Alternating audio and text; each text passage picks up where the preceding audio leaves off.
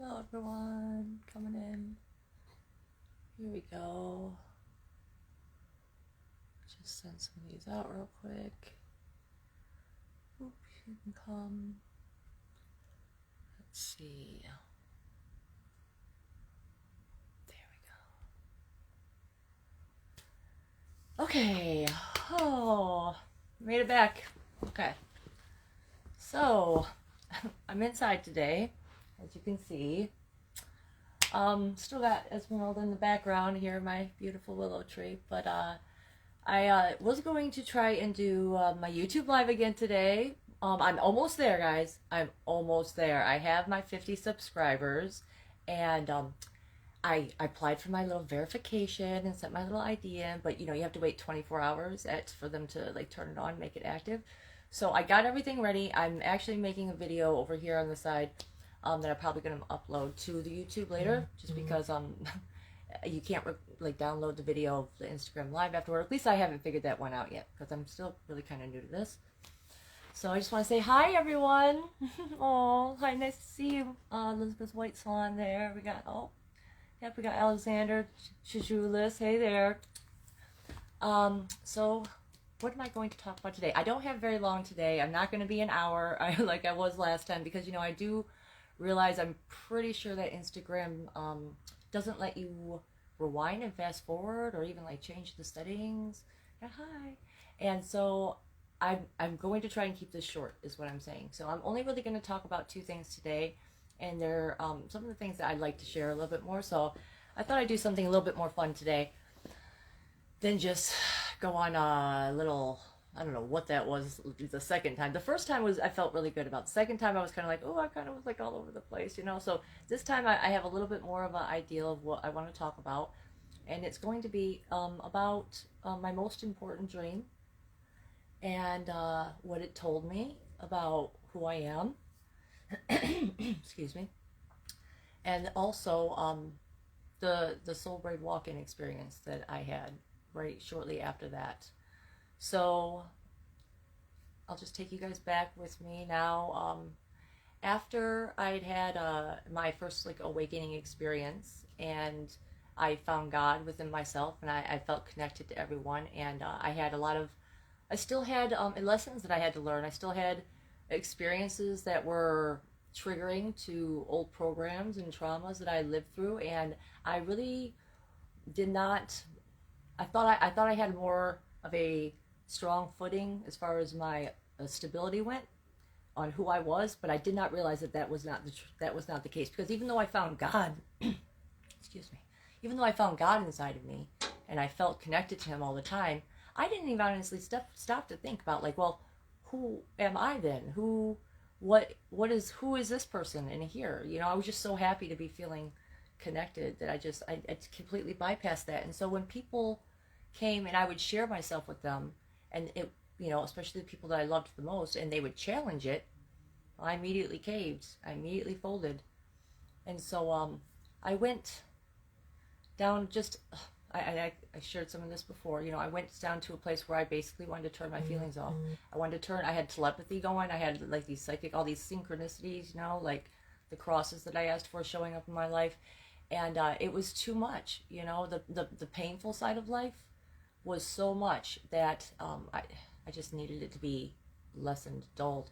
But the thing I did not realize when I was asking for that and when I was doing that was, when you turn off the bad, you turn off the good too. You turn off feelings. You turn off the bad feelings, well, guess what? The good ones, they kind of, there they go, and how do you get those back? How do you turn that stuff back on? So yeah, so I had quite a few children from that point to now. I have 6 total now at this point, and it was around the time that I was getting ready to have my daughter, her pregnancy, was when I really stepped back and tried to figure out, where did I lose myself? Like, I remember liking myself. I remember being happy to live. I remember feeling connected to everything, and just knowing that every day was a blessing. I remember that I knew that feeling, but I did not feel it inside me anymore.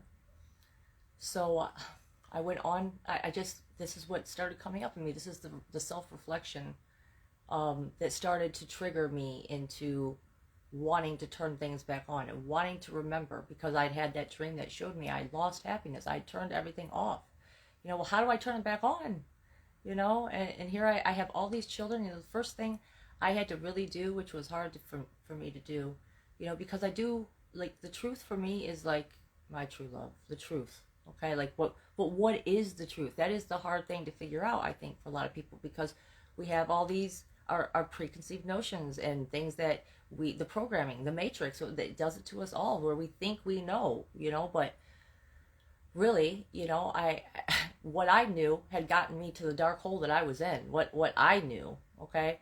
So how did I get myself out of that? Well, I found myself needing to be first and foremost honest with myself about who I was, or at least how I was behaving, contrary to who I was actually, because it took me a minute to figure that out. But the behaviors that I was doing, I didn't take care of myself. I didn't know how to take care of myself. And if you don't take care of yourself, how are you going to have that to give to your children? And so this was the main pain that was my main motivation to try and get myself out of that, because I just was like, I could see I lived some stuff, and now I'm living the same things that I saw, and now I'm basically setting my children up for this same thing, and that just wasn't good enough for me. That just was not satisfactory, that I would be the one that was responsible for that. Like, I knew that. I knew I had to take ownership of that. Like, all the things,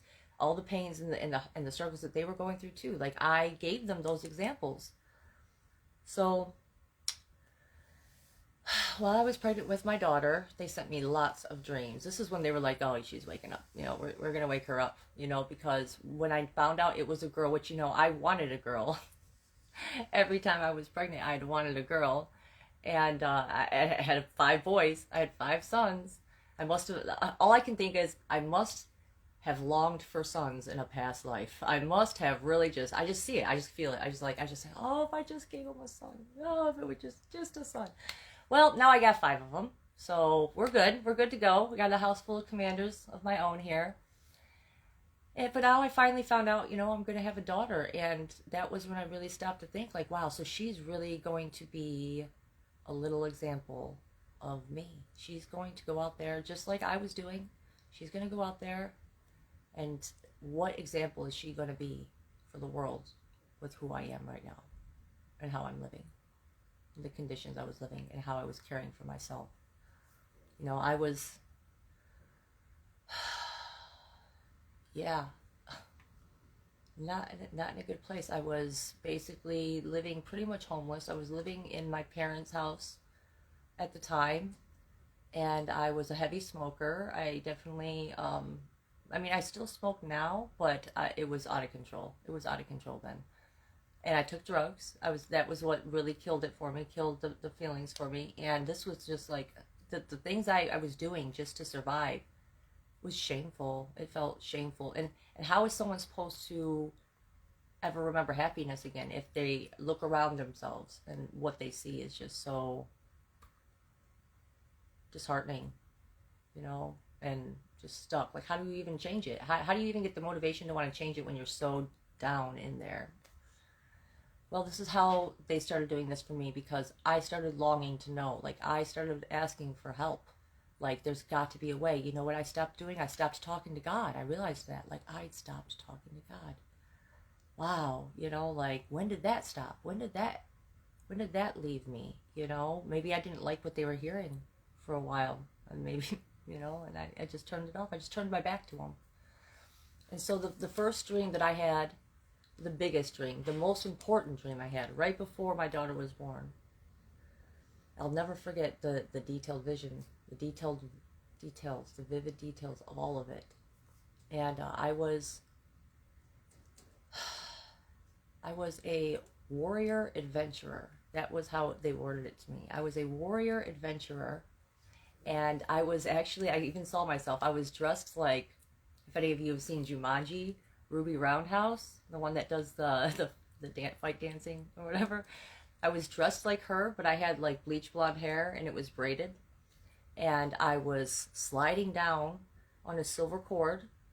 All right. I had a group of companions with me. They were to both sides. We were all sliding down on this silver cord, and we were chasing this storm.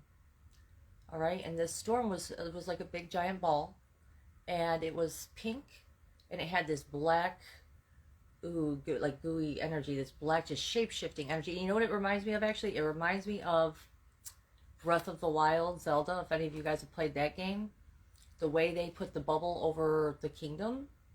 Okay, and the way they trapped the princess and stuff, it looked similar to that. So it was this big giant ball, and it was a storm, and me and my companions, we were chasing this storm, and it was going down into a valley, and the valley was surrounded by these limestone mountains. I just remember, and they remind me of, and I only know, this is the things that I just found out as I was living life experiences. Like the things that stick out to you. That's why I tell people, like, the things that stand out to you, the things that you are drawn most to, those are the important things. There's a reason why you're drawn to those things. So I was always drawn to the limestone mountains in China, and that's this most important dream. That is where we were basically following this storm cloud into it.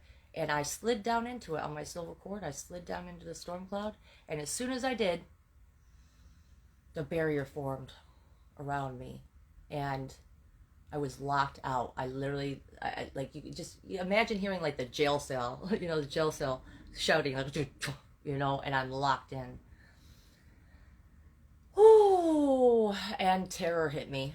I still remember the feelings of it. It was really bad. It was heartbreaking. The most deepest heartbreak you could imagine.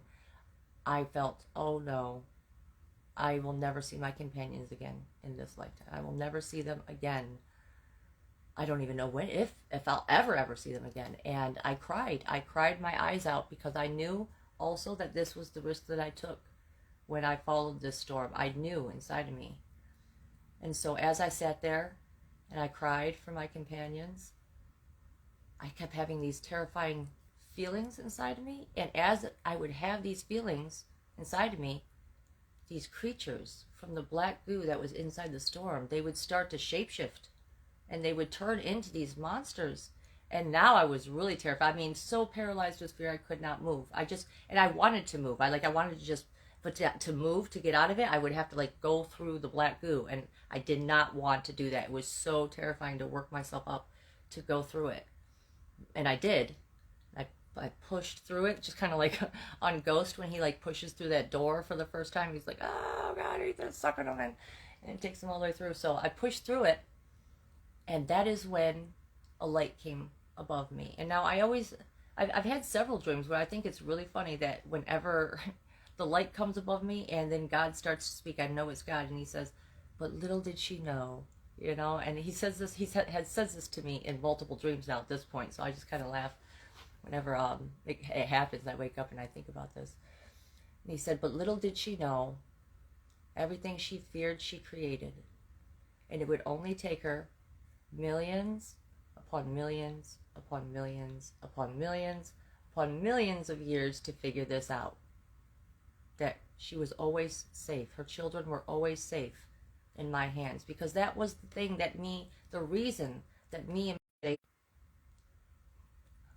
the reason we were chasing the storm cloud was because of the fact that there were children here that were crying out for our help. And that was what we had came to help and to save, was the children. And so after this storm cloud, after God came and he told me this, all right, that everything I feared I created, and it was only going to take me millions and millions of years to figure this out, about 500 million I'm hearing, I figured it out, and I was able to calm those fears inside me. And when I was able to do that, the storm cloud dissipated, the black goo dissipated, and I was reunited with my companions. And so I held on to hope that maybe that was now, that maybe that time would finally be now. And so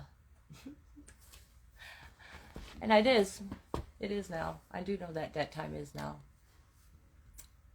So how did I get myself to where I am now after having had that dream. Because, you know, I didn't know for long, even when I was pregnant with my daughter, I did not know that all the things were going to unfold the way they did, so that I could figure out what that really, you know, you hope it's something that's symbolic. But at this point, I was so down in the dirt about even feeling like anything meant anything, that I didn't even, I just didn't know where to go next.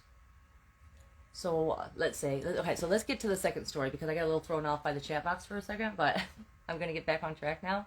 So anyway, the two things that I wanted to tell you, because I don't really have much longer after this.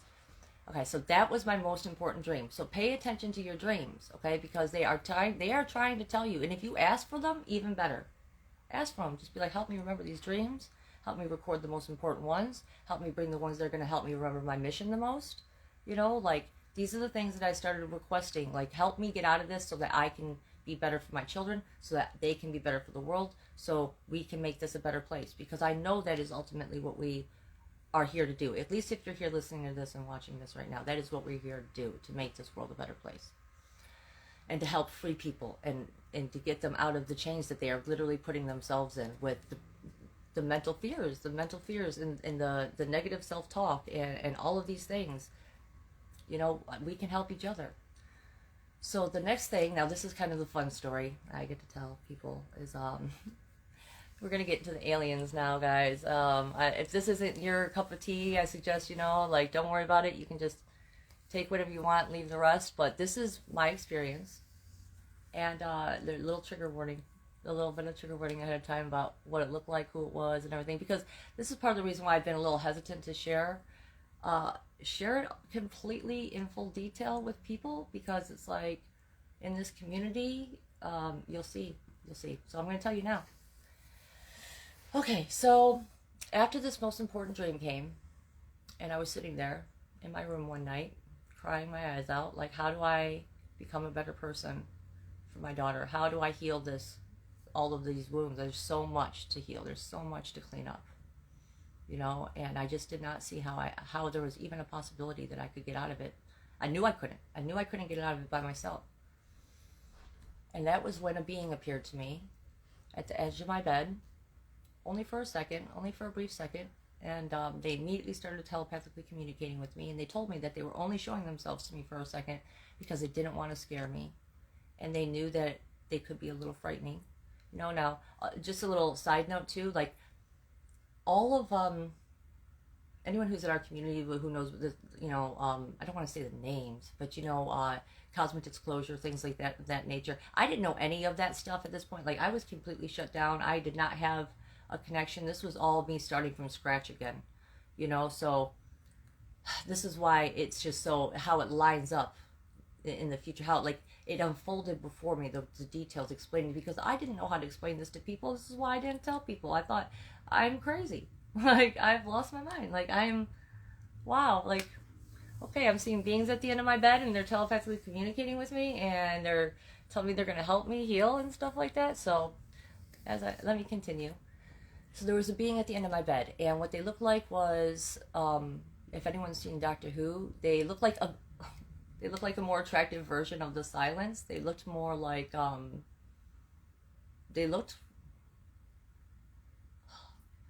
guess you could say they kind of looked like a green, just like a typical, like a green alien. It had like a bigger head, okay, and it would put it in like petite features. You could see like, it was like a lighter green, okay. Just for a brief second, they were lanky. They were thin, and taller. And so that's all I got to see, though, just for a second. Got to see it. And so they told me they could help me. And they told me that if I wanted, that we could become one. And that they could help heal me and help me get out of this mess that I found myself in. And so I stopped and I thought about it, you know, and, you know, honestly, I wasn't really sure what to think. And so I asked for more information. I asked, like, well, how can you help me, you know? Like I don't even know what's wrong with me here, you know, kind of. And so they showed me, they guided me. And the experience itself was that they told me that I needed to look behind my bed, basically. So I just needed to look behind my bed. There was something behind there that had been dropped behind there. I didn't even know it was behind there. It was a little toy, a little heart that it was being guarded, or it was in front of this stuffed animal Anubis figure that I had. And that's when I knew. That's when I knew. I don't even know how it hit me. It just said, Anubis has my heart. You know, that's the problem, is that my heart is dead. Like, it died. And so I went into a meditation, which is something I hadn't done in years and years. I went into a meditation because it was so upsetting to me. Even seeing that. On the little heart was a little picture of Mickey and Minnie Mouse, and Mickey was handing Minnie Mouse a flower. And I just felt it. You know, I just felt the message, like, oh man, like, this is what's happened to me. And so I went into a meditation, and when I looked down, first of all, I kept seeing beings around me, and they were scaring me, and it would snap me out of the meditation. So finally, I stuck into it, though. No, I want to see what's going on here. So I look down, and I see my heart, and it's just like encased in black goo, basically. It's like, it looks like obsidian, even. And there was a little crack on the obsidian, and through that crack, light was shining, a blue light. And I realized that the reason that the beings around me were looking scary to me is because that light was hitting their chin. And so I was only really able to see this part of them, and that looked kind of frightening in my mind's eye in the meditation. And so I knew, okay, I see, this is true. This has happened to me, you know. So I said to the being, I said, well, if we become one, what happens to Cassandra?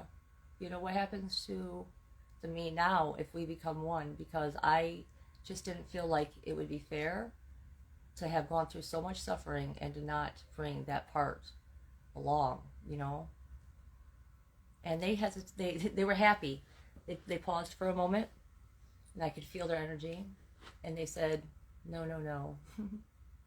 They said, if you and I become one, then your story becomes part of my story. And even after you die and we leave this body behind, you will live on, we will live on as one, because we are immortal. And that is what she told me. And so I agreed. And I said, yes, I want that help. And they immediately, the first thing they did was they took me to my deepest, darkest childhood memory. But of course, you know, no one wants to have to sit through or go through that. But I don't think I'd ever really sat through it and just felt it. And so they took me there, and I let my heart break open for the first time in years and years and years. I let my heart break open, because that's really the truth about a lot of us that have been so traumatized by the world and basically had our hearts encased in this black goo stuff that just doesn't allow for it to ring appropriately. It doesn't allow for it to spin the energies that it needs to spend appropriately, so we can feel happiness, and so other people can feel us, and we can attract more love and all of those things. You know, and sometimes the healing requires that you break that heart open. It requires it, and that it's not going to feel good, but it will get better if you allow it to happen. It will get better. You know, and so that's what I really have been trying to do when I do share my story with people, and I do sit there and I listen to the pains that they go through. You know, I try to see what message is it that they need to hear in order to get that heart open, because that is what's going to bring them the fulfillment that they're looking for. That is what's going to give them the possibility to feel connected to God again. You know, everyone wants to feel connected. It comes from inside. Anything that you want to see outside of yourself has to start inside. And it's so easy to say it, and it's so much a different thing to have to actually do it. You know, that's what takes practice. That's what takes time. That's what takes drive and determination. But if you want it, if you want something bad enough, you know, you can have it. You can have it. And so that's what I'm going to be helping people discover more of as I share my story. I just want to let people know, you know, how I did it. And then maybe we can figure out how you can do that, because I want to see people happy. The more, we are all one being. Why wouldn't we want each other to be happy? Why? It's just, I want to see people in peace. I want to see people not just in peace. I want to see them overjoyed. I want to see them flowing with joy and excited to be living, just existing. You know, I want people to be excited to be just existing, because that's our God-given right, is to feel that. We deserve to feel good just existing. And then everything else you do outside of that is just a bonus. It becomes just a bonus once you learn how to just sit and just learn to love yourself and learn to feel it, learn to enjoy your own company. The most fascinating person, I think, for you, it should be you. It really should. That should be, once you stop waiting for someone else to notice you and you start doing the own noticing inside of yourself. Well, why do I think that? Why do I feel that way? Why is that coming to me? You know what? Yeah, that's because it's telling you who you are, and and then you get to share that with people, and they can feel that spark, that authenticity. Ooh, they're just coming at me a million miles a minute right now. I'm really trying to keep up with it. Okay, so I'm getting ready to go now. I hope that you guys enjoyed this live stream. As a side note, yeah, I think I'd already mentioned that I will be posting it. I have it recording over here, so I'm going to be uploading this to my YouTube channel. And I will be back again. And please leave me a comment. Please please, what else? Go to my YouTube, okay, and subscribe there too at Aurora Diamond Heart. That is how you can find me. I'm on Facebook too, but unfortunately I'm on a ban right now, and I already made one account, and they already shut that account down too because I put my face on the profile pic. So whatever. I'll be back on Facebook eventually. But until then, I just want to say that I love you all, and that I really am praying and hoping that we all can heal and learn to love again as one, and that we can just make this world what it's truly meant to be, because it's time, and I see it. I already see it. So it's just a matter of, how do we figure out what you're most excited and most in love with the ideal of doing, you know? Like, that's what I want to do. Anyway, Blue Fairy out. I'll see you guys all later.